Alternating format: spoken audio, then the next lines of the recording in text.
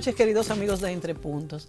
Esta noche vamos a hablar de un tema de mucha importancia para el mundo de hoy, para la medicina, para los enfermos y por supuesto para los que estamos sanos, porque nunca sabemos qué va a pasar.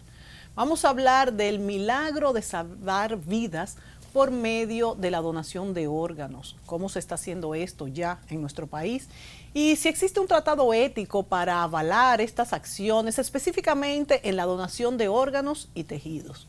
En un próximo programa queremos abarcar además qué está pasando más allá de las donaciones, como por ejemplo en el campo de las investigaciones genéticas, en protocolos de investigación y aplicación en pacientes, relación entre el consentimiento legal y los requisitos éticos.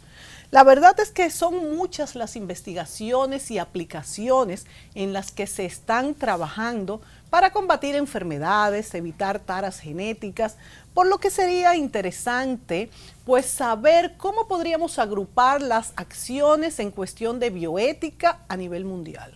Por ejemplo, ¿bajo qué parámetros éticos se trabajan las investigaciones genéticas y cómo se diseñan las prácticas en seres humanos? ¿Cuáles son los beneficios reales, los riesgos potenciales? ¿Cómo se seleccionan los involucrados en las investigaciones genéticas? ¿Cuál es el valor científico y social de estas investigaciones?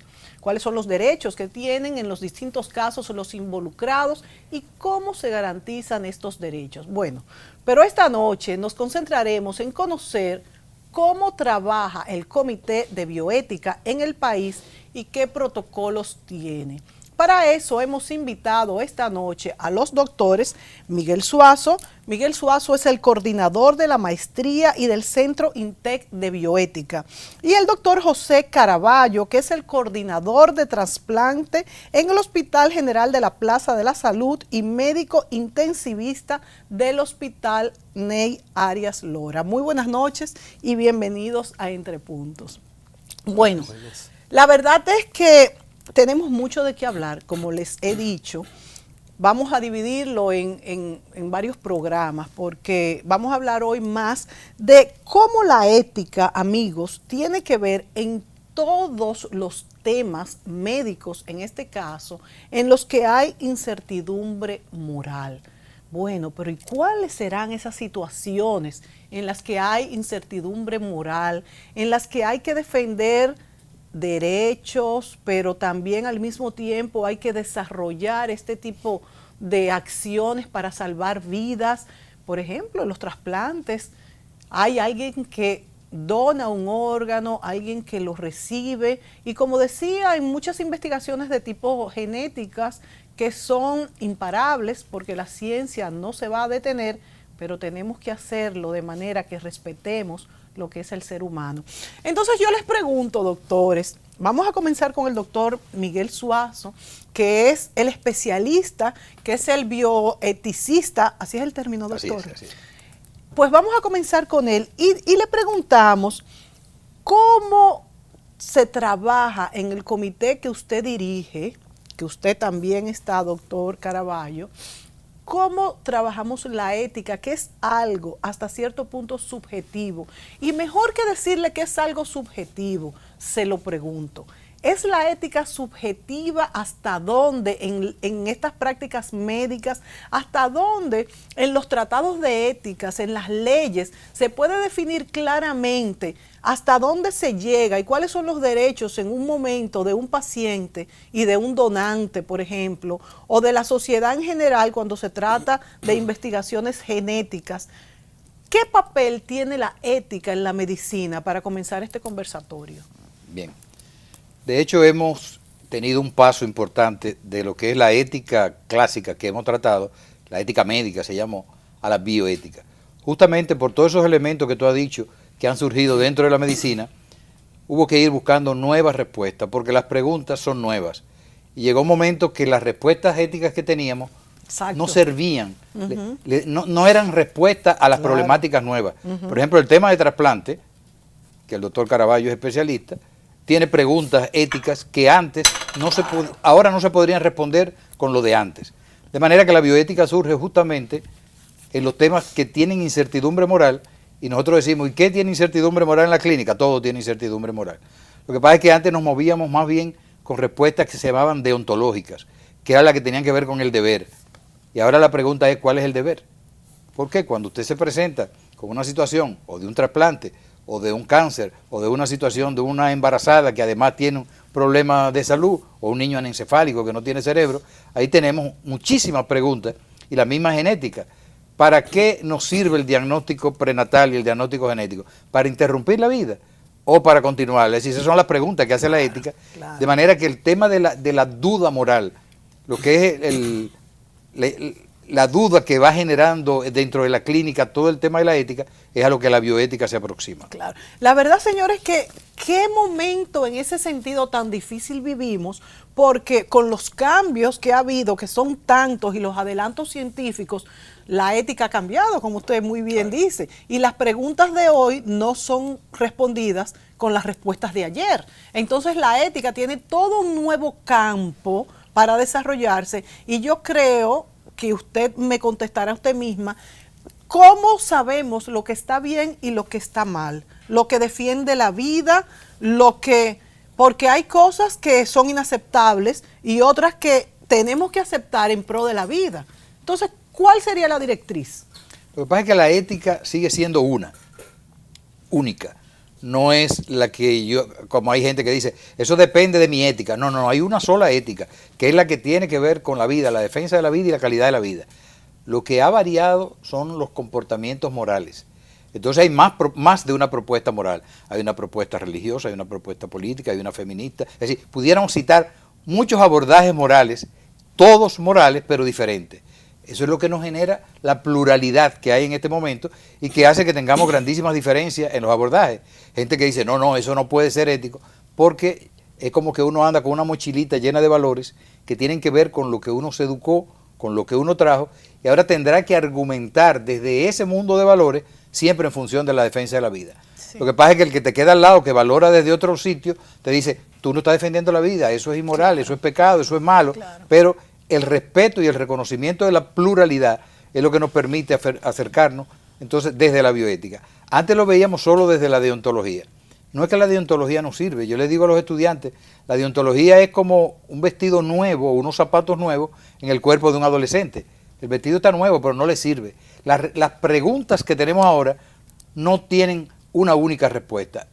Lo que hacemos ya es que no decidimos, deliberamos, y realmente ahora quien asume desde la ética la toma de decisiones es el paciente. Si el paciente está incapaz, exacto, incompetente, los familiares. Las leyes dirán cuál de los familiares, pero hemos pasado de las decisiones que tiene el médico, pasarlas a manos del paciente. ¿Por qué? Porque al final es el reconocimiento del dueño del cuerpo. Claro, ¿quién es el dueño del cuerpo? Claro. Entonces la bioética abre un campo completamente diferente al que teníamos de la ética médica, que se quedó más en el tema deontológico de principios, que no son malos y no estoy diciendo que no sirven, sino que no siempre tienen respuesta. Claro, quien está inscrito en esa visión moral, obviamente que es una respuesta desde la deontología. Claro. Mire, doctor, se me ocurre pues decir que nosotros somos lo que nuestra historia dice que somos y creemos cierto lo que nosotros toda la vida nos hemos creído. De manera que por eso existen los distintos puntos de vista, pero por otro lado, la pluralidad y la aceptación de esa pluralidad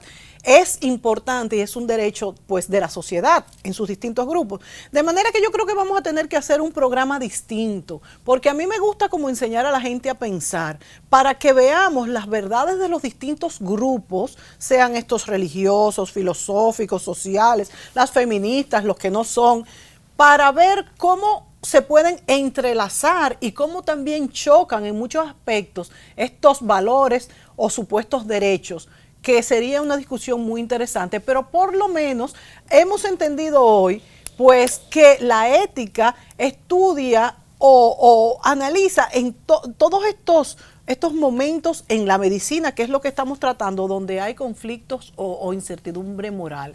Vámonos entonces ahora a la parte de trasplantes de órganos y tejidos. Sí. Y esta es una parte muy importante, amigos, porque además de que es salvar vidas, ya sea que el donante sea una persona viva, como ha pasado, saben que tenemos 2 riñones, por ejemplo, pues se le dona a un padre, a un hijo, a un hermano, un tío, y otra parte es el donante paciente que ha tenido ya muerte cerebral, eso ya usted lo va a explicar, doctor Caraballo, y decide, si ya no va a vivir, donar pues un órgano. Entonces, yo quiero preguntarle, doctor Caraballo, ¿cómo se realizan? O sea, ¿quiénes podrían ser donantes? Hay una especificidad y yo quiero que el doctor Miguel me hable luego de pues cómo la ética ha trazado un procedimiento en cuanto a las donaciones de órganos y tejidos, cómo podemos hacer esto sin afectar pues la dignidad del que lo da y el que lo recibe. Doctor, pero doctor José Caraballo, vamos a hablar cómo se realizan, cómo se hace el diagnóstico para saber qué persona puede darlo y qué persona puede recibir un órgano y cuáles son los órganos que se pueden donar. Bien, bien. Bueno, lo primero es que en la donación de órganos y tejidos, ya usted bien dijo que lo podían hacer desde donantes vivos y de donantes fallecidos. El de donante fallecido es lo último, la última práctica a la que hemos llegado aquí en el país y ha puesto la práctica de la medicina en la puntera, es decir, en una práctica médica de alta calificación. Para ser donante, no cualquiera que fallezca puede serlo, es decir, necesariamente tiene que tener condiciones muy específicas, como es la muerte encefálica, que no es más que la disfunción o la falta de función de ese órgano. Eso ocurre en personas que han tenido un trauma en el cráneo cerebral, es decir, que afecta el cerebro, o hay tumores que son benignos, que no son metastásicos, que podrían ser donantes la persona fallecida por esa causa. También causas en las que un paciente puede tener una parada cardíaca y los minutos sin la respiración hace que el cerebro sufra y poco a poco llega entonces a lo que es la muerte cerebral. En esa única condición es que se puede donar, es decir, se tiene que estar en muerte cerebral en una unidad de cuidados intensivos recibiendo, como ustedes y todo el mundo sabe, que el que está en cuidados intensivos es una atención intensiva, claro. Es decir, es el paciente que si no está intensivo en una sala estaría muerto. Esa es la diferencia del lugar. Entonces, el que está en cuidados intensivos con un trauma craneal, estamos intentando salvarlo, pero muchas veces las condiciones estructurales del cerebro, el edema cerebral, comprime tanto esas células que son tan delicadas a nivel del cerebro, dejan de oxigenarse por la compresión que tienen los vasos y progresivamente el cerebro llega a muerte cerebral. Entonces, en esas condiciones es que se puede Entonces, hacer. dos preguntas. Pero también viene el análisis de que hay que descartar una serie de cosas, sí, que no vaya a tener una enfermedad que se le vaya a transmitir al receptor.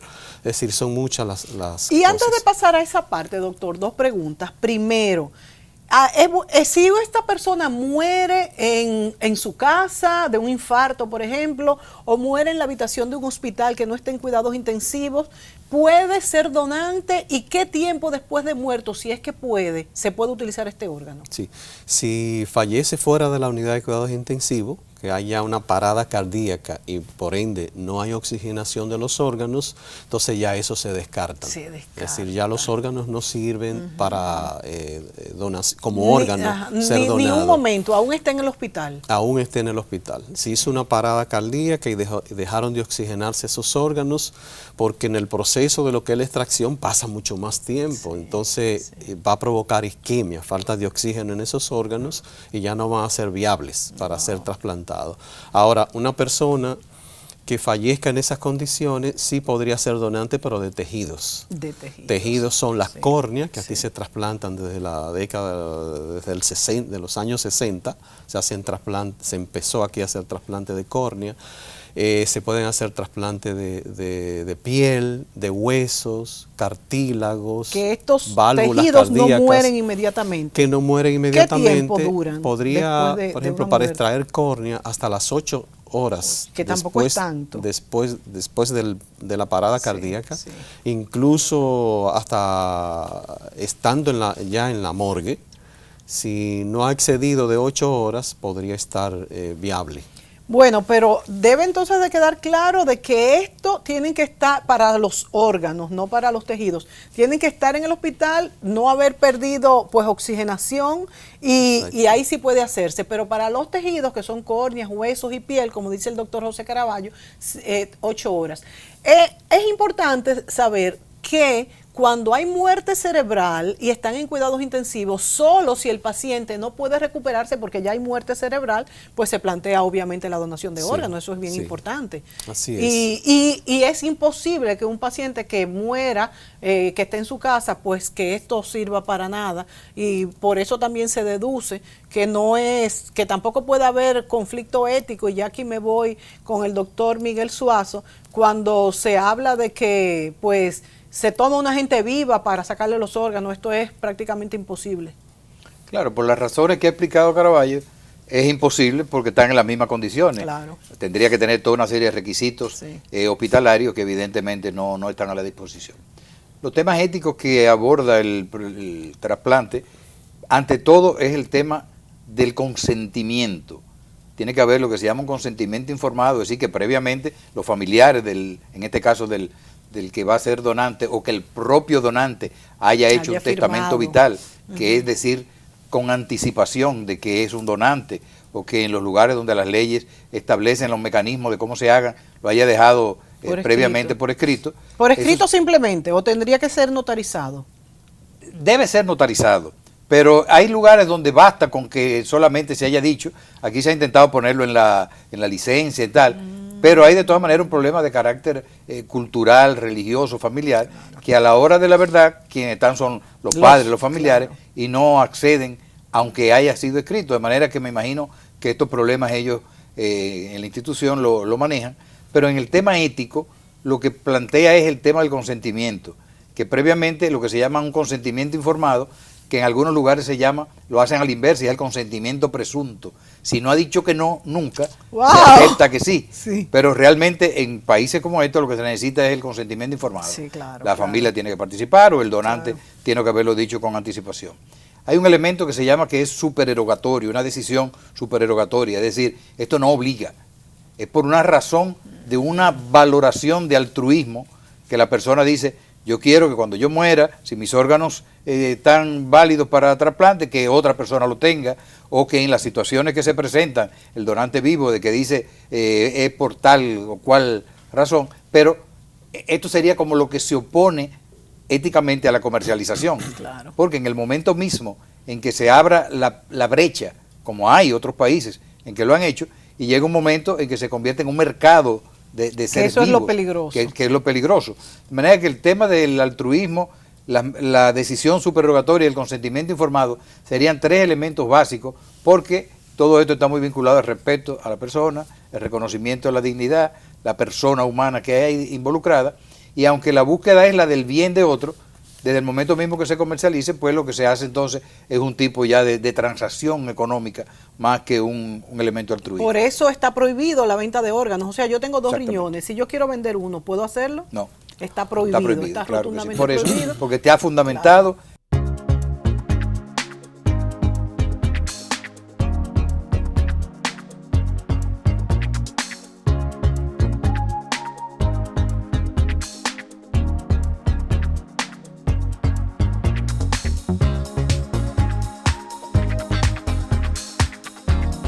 Te encantará lo que puedes hacer en la nueva popularenlinea.com.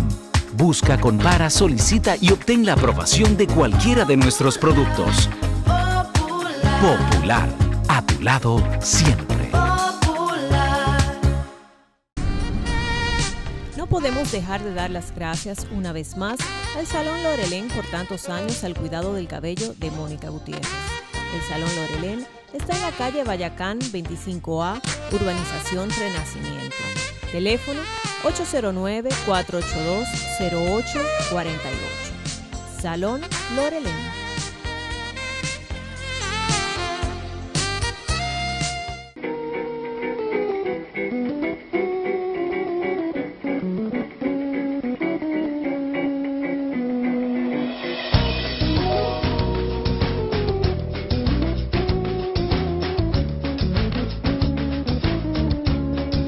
Estoy conectado de la noche a la mañana. Comparto mi wifi con mi madre y con mi hermana. Veo películas sin pararle a nada, porque me está tirando los gigas por la ventana. Yo me siento libre, libre con el viento. Estoy conectado en todo momento. Mi bolsillo rinde, rinde mi entretenimiento. Activa tu internet 4G LTE y disfruta de muchos gigas adicionales a tu plan por 3 meses. Win te está tirando los gigas por la ventana. Win Telecom, sé libre con el viento.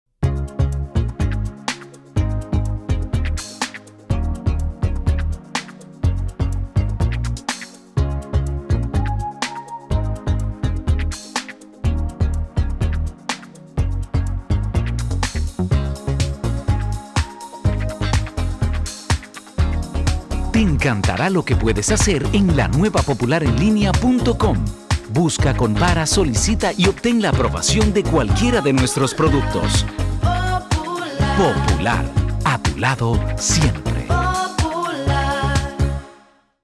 Patricia Gutiérrez Fiallo utiliza los servicios de Silhouette by Isabel Green, salón y maquillaje.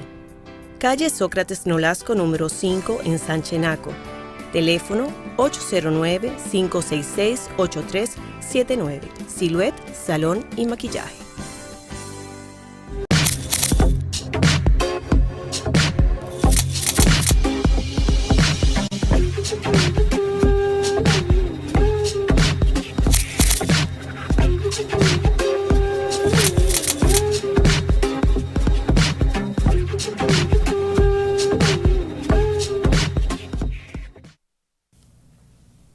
Todo lo que es contribuir a la vida de otros debe ser de gran satisfacción, aún después que nosotros no estemos. De hecho, por eso se escriben libros, por eso hasta se siembran árboles. Entonces, si podemos contribuir a que cuando ya no estemos, nuestros órganos sirvan para la vida de otros, pienso que sería lindo. Bueno, doctor, ¿cuál es su experiencia? ¿Por qué la gente no quiere? ¿Cuál es el porcentaje de personas que no quieren que a su familiar, que ya está partiendo o que partió, ¿verdad?, no se utilicen esos órganos para ayudar a otros? Bueno, en una solicitud de donación de órganos que la hace el coordinador de trasplante de la institución donde ha ocurrido el deceso, o sea, la muerte, usted mismo en casos lo hace. En el caso, sí. No es fácil tampoco abordar a una familia. No es fácil porque es el momento más difícil para una familia o para una persona que ha perdido a un ser querido, es decir, su hijo, su esposo o esposa, su hermano, fallece por una razón que siempre es agudo, es decir, porque el que está en muerte cerebral generalmente es una condición que no es que tiene meses enfermo, sino que llega a esa condición rápidamente. Y justamente en ese momento, que es el de más dolor, donde está desgarrada su alma, donde piensa que es lo máximo, que está hundido en el pozo más profundo de dolor, de ese duelo, ahí justamente es cuando uno tiene que decirle eso, decir que no es tan fácil. No es nada fácil. Entonces tú tienes que sentarte con esa familia, explicar que falleció, si ya los intensivistas no se lo han dicho, muchas veces le toca a uno mismo, y luego que ellos han aceptado que sí, que ya murió, que ya no se puede hacer nada, entonces ahí viene el abordaje de la posibilidad que ellos pueden salvar otras vidas, se le explica de 1000 maneras, porque es la forma de decirlo surge en el momento, sí, de acuerdo a la situación, pues se le explica que ya esa persona que falleció no va a necesitar esos órganos, definitivamente, pero que sí hay una lista de muchas personas que van a morir próximamente si no reciben un trasplante. Por un lado, la pena enorme de pasar por esto, y por el otro lado, la esperanza de que quizás podríamos ayudar a otros. Vale, ¿verdad? Sí, sí. Entonces, muchas personas, pese a estar en esa situación tan fuerte, lo ven como algo tan lógico, lo ven como algo tan humano, que se describe ese acto como un acto de amor, de altruismo, lo más alto. Tú los ves, por ejemplo, llorando, y ante la solicitud paran de llorar, te miran de frente y tú estás esperando así una respuesta y te dicen, bueno, sí, yo creo que sería bueno. Él hubiera dicho que sí. Exacto, piensen en lo que hubiera dicho y también ellos mismos toman la decisión, porque muchas veces ese tema nunca se ha tratado, toman la decisión y dicen, no, me parece que está bien, si se van a salvar otras personas, pues yo estoy de acuerdo. Sí.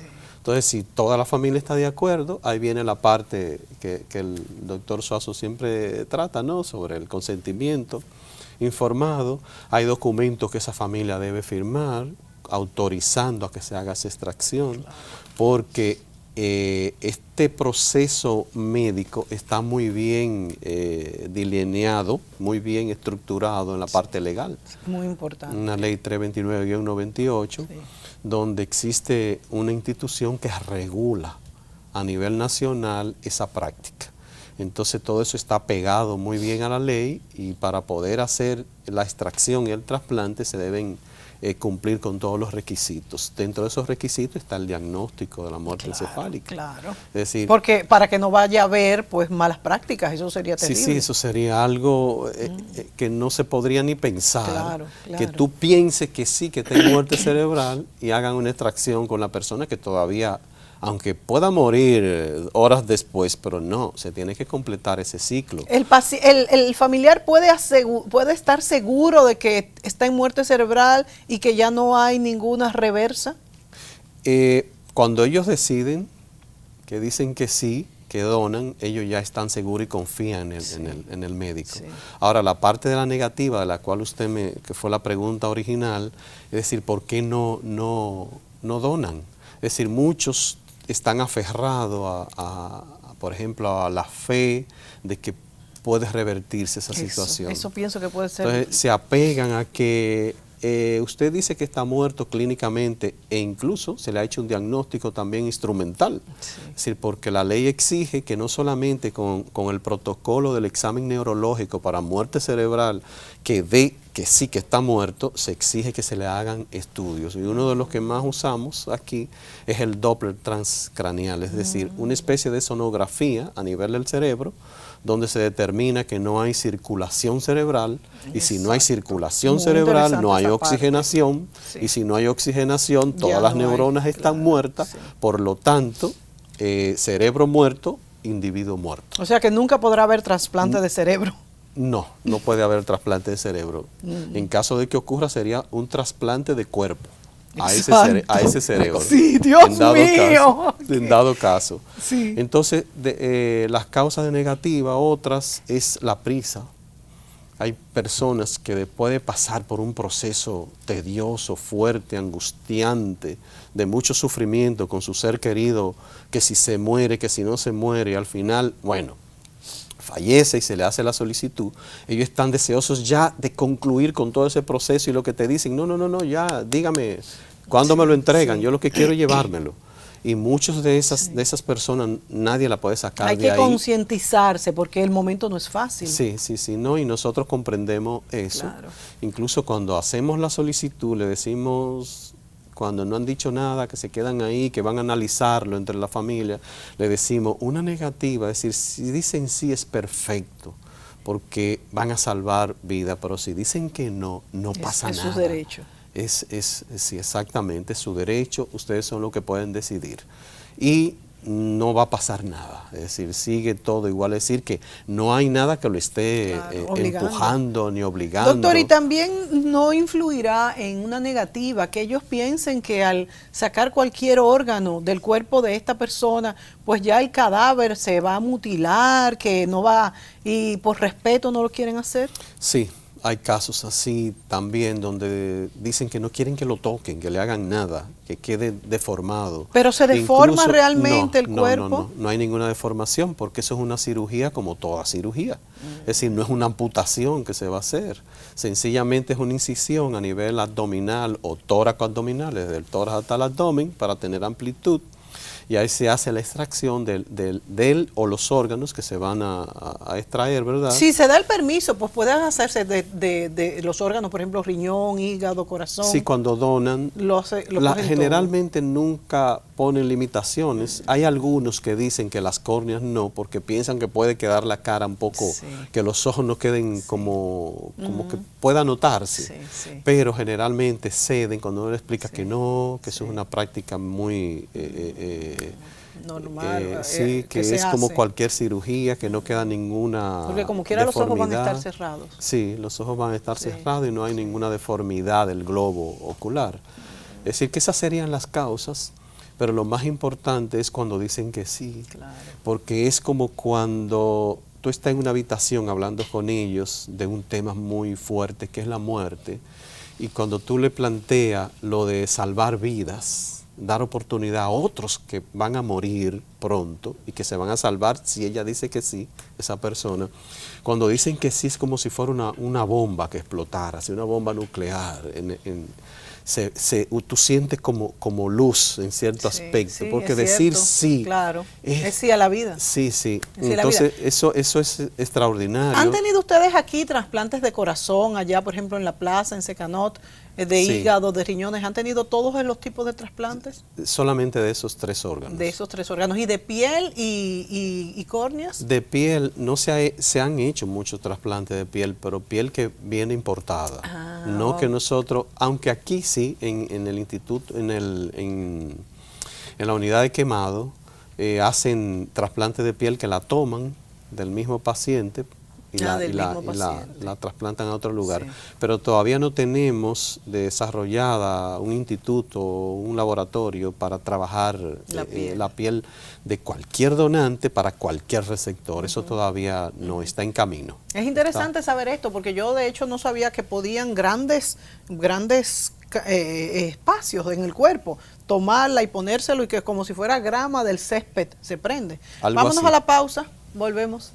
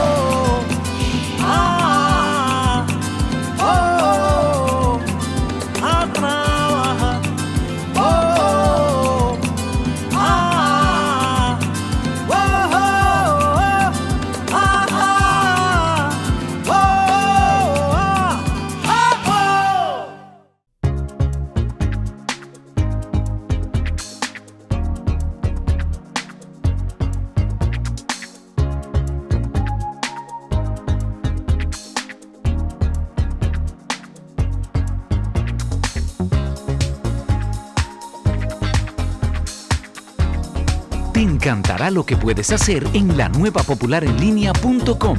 Busca, compara, solicita y obtén la aprobación de cualquiera de nuestros productos. Popular, a tu lado siempre. No podemos dejar de dar las gracias una vez más al Salón Lorelén por tantos años al cuidado del cabello de Mónica Gutiérrez. El Salón Lorelén está en la calle Bayacán 25A, Urbanización Renacimiento. Teléfono 809-482-0848. Salón Lorelén.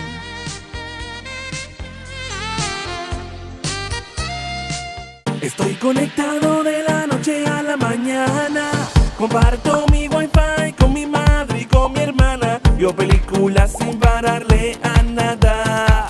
Porque me estás tirando los gigas por la ventana. Yo me siento libre, libre con el viento. Estoy conectado en todo momento. Mi bolsillo rinde mi entretenimiento. Activa tu internet 4G LTE y disfruta de muchos gigas adicionales a tu plan por 3 meses. Win te está tirando los gigas por la ventana. Win Telecom, sé libre con el viento.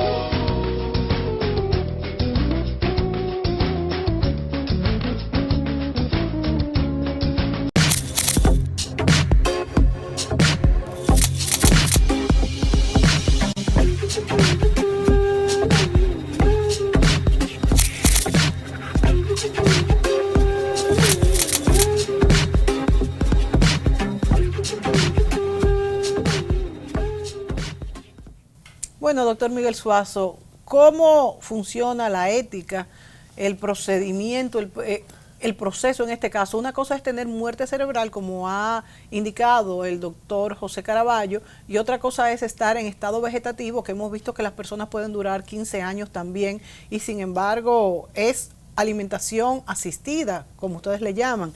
¿Qué pasa? Pero se sabe que tampoco ya el paciente va a volver. ¿Cuál es el procedimiento en ambos casos y cómo reaccionan pues los familiares?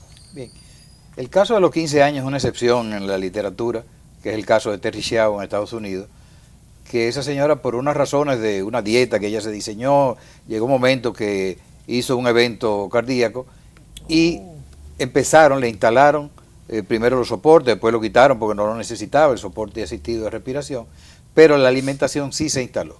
Normalmente los neurólogos plantean que entre 6 meses o hasta un año se espera la respuesta de parte del paciente, pero 15 años es una excepción. Sí. Y la mantuvieron durante ese tiempo. En realidad, la diferencia es que en la muerte cerebral ya no hay actividad cerebral, como ha dicho el doctor, ya hay un diagnóstico que se ha hecho a través de mecanismos tecnológicos. Sin embargo, en el estado vegetativo siempre queda la esperanza. Se mueven los ojos. Hay reflejos vulvares que están a nivel de los ojos, que siguen en la habitación, pueden seguir, hace intentos de hablar, de deglutir, de que traga. Y entonces, obviamente, los elementos de la esperanza, el afecto y la religión, la esperanza religiosa, siempre está interviniendo en la posibilidad de un milagro, de una respuesta, que abre completamente dos campos distintos para la ética. La bioética, en realidad, siempre lo que va a fundamentarse es en la defensa de la vida, ¿sí? Es un derecho, y esos criterios que tienen los padres o que tienen los familiares de querer esperar milagros y tal, tiene que ser respetado. ¿Y sus derechos? Lo único que pasa es que todo esto depende del escenario. ¿Dónde estamos hablando? ¿En el escenario público o en el escenario privado? Por razones muy obvias. Claro. En un escenario público prima uno de los principios bioéticos, que es el de la justicia. Si yo soy el director del hospital, yo no puedo mantener a un paciente 15 años. Es decir, los elementos, no solamente por la parte del dinero que se va a invertir, sino porque el dinero que se va a invertir puede ser invertido en pacientes recuperables. Claro. Segundo, porque los presupuestos no son óptimos para ese tipo de servicios. Claro. Siempre y cuando estemos hablando de la no recuperabilidad, o si estamos hablando de la muerte cerebral, o estamos hablando de un estado vegetativo persistente, que su nombre lo dice, persistente, de larga duración. Mientras que el principio de justicia y no maleficencia son los dos que se verifican ahí. En el espacio privado, usted dirá, ¿pero qué pasa? ¿Es por sacarle dinero en la clínica? No. El criterio es el mismo. El médico tiene que decirle que no hay posibilidad de recuperación, que está en un estado final, todos esos elementos que hemos dicho, pero yo puedo gestionar como paciente de manera autónoma, lo que es el principio de la autonomía y el de la beneficencia, que es la búsqueda del bien. Yo puedo agenciar autónomamente el bien y decir, independientemente de eso, yo quiero que lo dejemos en intensivo, yo quiero que lo dejemos hasta tal tiempo, y yo estoy financiando, o sea, estoy autónomamente gestionando lo que yo entiendo que es el bien, que ahora es una razón de carácter familiar, es mi papá, es mi familia, yo quiero, le agradezco, tal. Son dos tipos de cosas distintas. Incluso hay gente que se lo lleva para su casa y le siguen dando la alimentación asistida. Que entramos ahí al tema de los cuidados paliativos. Sí. Esa es otra alternativa y otra especialidad en la medicina, que es ahora de un acompañamiento a la muerte digna en individuos que van ya definitivamente hacia la muerte, porque al final la bioética lo que rescata, que lo sabíamos pero no lo asumíamos, es la finitud de la vida se acaba.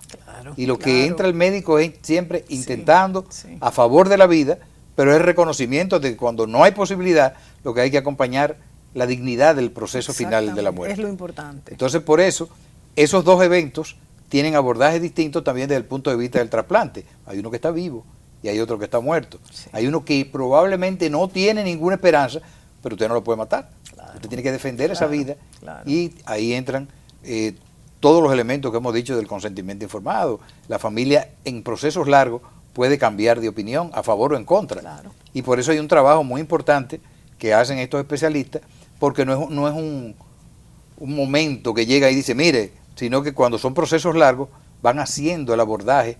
Por ejemplo, en un proceso de una coma, que tenga un paciente. Por ejemplo, yo como familiar no me atrevería a decir, bueno, pues utilicen los órganos de mi pariente en un trasplante, porque es seguro que voy a tener esperanza. Sin embargo, si ya ha pasado un año, pues ya las esperanzas disminuyen. ¿Cuál es el tiempo, vamos a decir, usual, en lo que un paciente ya no va a volver a recobrar la vida y que un pariente puede dar esa, vamos a decir, ese permiso en lo que es la experiencia de ustedes? Bueno, pues en un caso así que está en un coma vegetativo, no hay posibilidad de donación, porque es que la persona está viva, Sí, su cerebro exacto. está lastimado, Sí, pero es no verdad. está muerto. Habría un conflicto con la ética. No, y nunca el con la- familiar. No se va a hacer nunca, No. nunca Es se va a hacer. que aunque los familiares digan, tomen los órganos Sí. para que trasplanten Sí. y salven a otro, nadie lo va a hacer, ningún médico. Pero Legal, fíjense ¿no? que también los familiares pudieran decir, bueno, ya no podemos más, ya vamos a desconectarlo. Y entonces la pregunta mía sería esa: ¿en qué momento el familiar ya no puede más, por muchísimas razones, por más amor que haya para ese familiar, ya no puede y le desgarra el alma? Sin embargo, tienen que decir, ya no podemos más, desconéctenlo. Ya sin hablar de trasplantes. Aquí el intensivista tiene experiencia. Sin hablar de trasplantes, doctor José Caraballo. Sí, mira, un familiar puede estar agobiado, puede estar hastiado, haber gastado toda la fortuna, todo lo que tenga en bienes en favor de su pariente que no se recupera ni se muere. Exacto. No se puede hacer nada, porque éticamente, el doctor lo explicará, el doctor Suazo, no se puede hacer nada, solamente asistirle, es decir, apoyar la vida, porque las ciencias médicas eso es lo que hace, es decir, porque la familia esté cansada, que ya tiene 1 año, 2 años, 3 años, no se puede tomar ninguna decisión. Incluso hay casos, que yo sé que el doctor Miguel Suazo lo va a mencionar, que han pasado a la justicia. En Estados Unidos hay un caso que el doctor lo maneja muy bien, que es de alguien que estaba en coma no sé cuántos años y ellos ya pedía al esposo, no sé quién, el doctor lo contará, y se entró en una disputa porque ningún médico iba a desconectar claro. nada y ellos Sí, tampoco podían sí. hacerlo porque se convertía en un crimen, en un asesinato. Interesante. Y eso fue a la lo corte. legal, a la corte. Qué interesante. Vámonos a la pausa y entonces venimos para explicar este caso.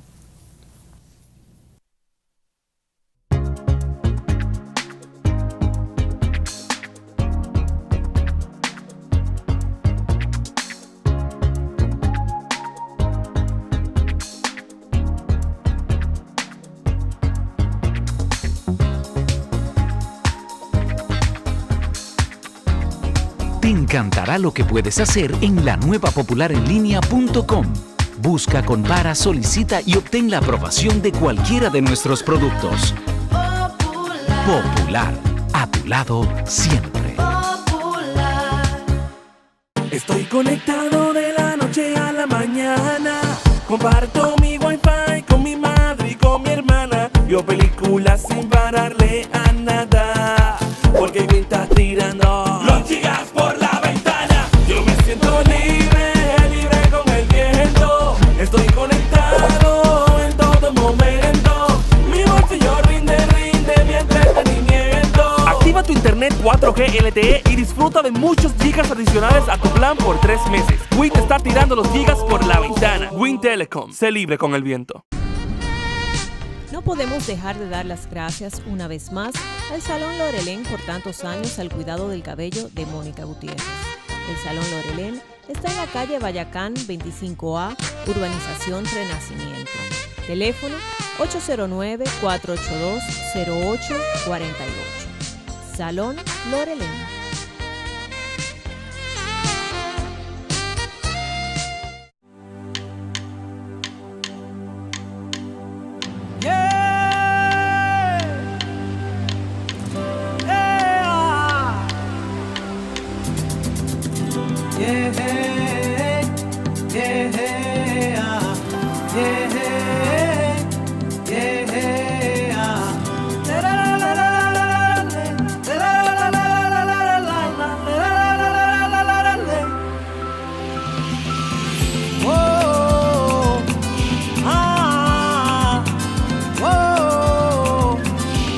trabajar. Oh, ah, oh, a trabajar. Oh, ah, oh,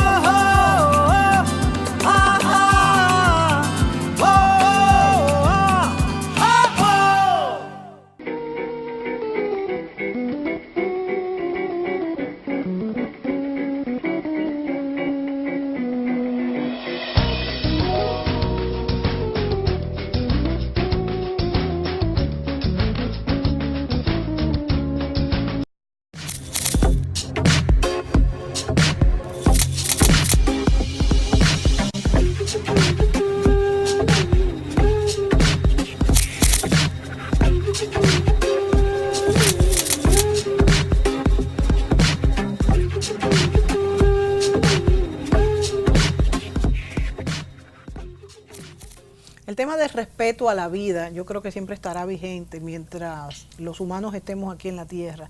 Entonces, esto de, no sé si se le llamaría eutanasia o no seguirlo alimentando, cuando un paciente tiene ya mucho tiempo, años, con muerte cerebral, y los familiares pues dicen, ya no vamos a seguir alimentándolo. ¿Cómo trabaja esto con la bioética, con la ética? Doctor Miguel Sí, Suazo. primero hay que diferenciar que no va a durar años en muerte cerebral.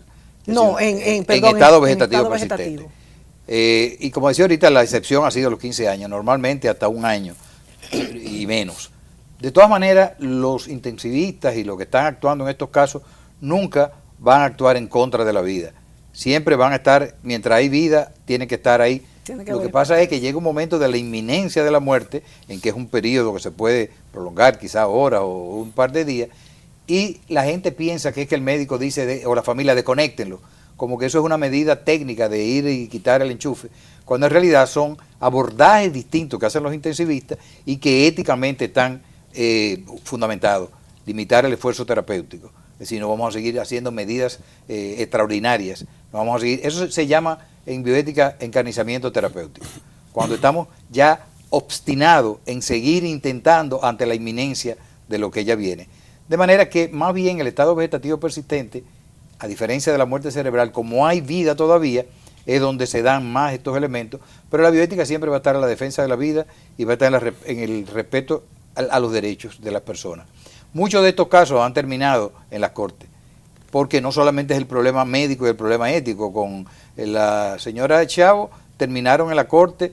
¿Pero quién lo llevó a la corte? Lo llevó a la corte los mismos familiares, porque el marido quería que le quitaran el soporte nutricional y los padres no querían. O sea, ese era el problema. Caso, en el caso de Luana Englaro en Italia, que llegaron también a desconectarla y luego hubo un amparo de parte de la corte, también hubo un proceso larguísimo hasta que finalmente limitaron el esfuerzo, porque es como una negativa de que tiene la gente a que no se puede dejar morir, de negarse a la idea de la muerte. Y bueno, como decía ahorita, la ética lo que va a hacer es apegarse a la idea de que la vida termina y que lo que hay que buscar no es eutanasia, que es ayudar a morir, sino cómo acompañar dignamente el proceso que inminentemente va a suceder. Muy interesante. Doctor, entonces en cuanto a los trasplantes, ¿qué podríamos dejar como mensaje para que la gente quede tranquila en, primero, que se utiliza cuando hay muerte cerebral y segundo, que no va a afectar la dignidad del cuerpo,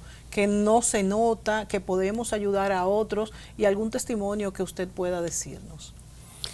Bueno, tú lo has dicho todo, ¿verdad?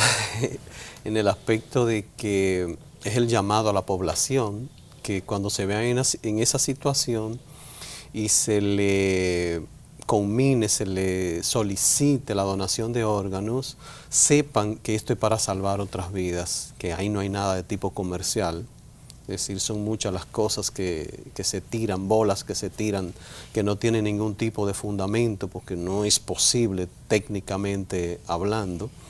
Decirle a la población que ese es un acto altruista, que es un acto de desprendimiento, es un acto de amor, que es como a lo sumo, como a lo máximo.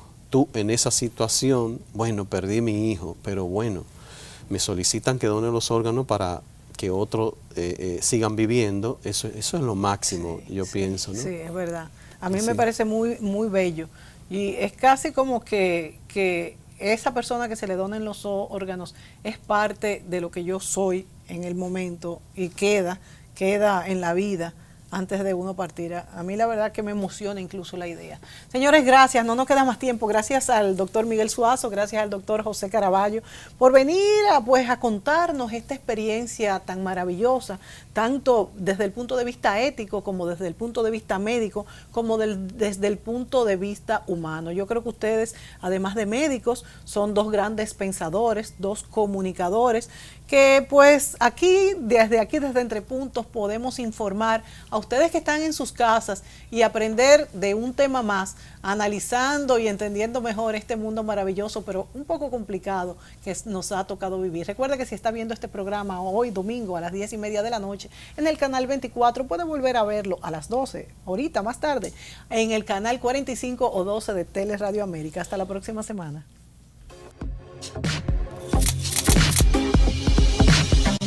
Thank you.